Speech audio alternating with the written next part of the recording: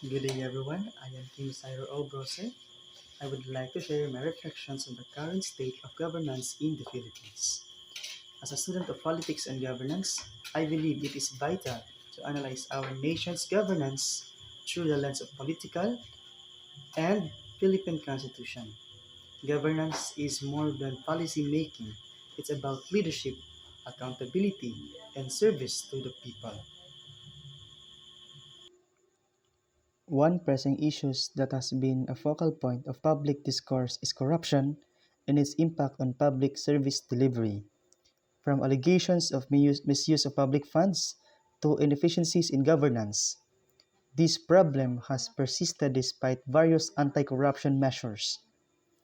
Corruption undermines trust in government institutions and violates the principle of transparency enshrined in our constitutions. Corruption in the Philippines is deeply rooted in historical, cultural, political, and systematic factors.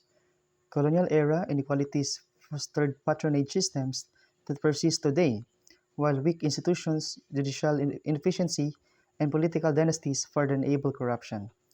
Cultural values like utang na loob and pakikisama can discourage whistleblowing, and economic inequalities makes bribery and exploitation more common. Political instability and public apathy exacerbate the issue, while media and whistleblowers face significant risk.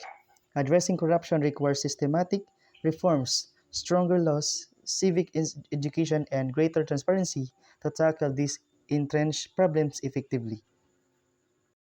To address these challenges, I believe we must strengthen existing anti-corruption bodies and empower them with greater independence and resources, enhancing transparency through digital platforms and allow citizens to track public spending can also foster accountability.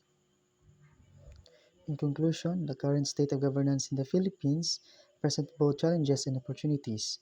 While issues like corruption and inefficiencies persist, we have the tools to demand better governance.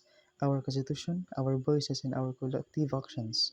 By working together to uphold the principles of politics and governance, we can create a future where our leaders truly serve the people.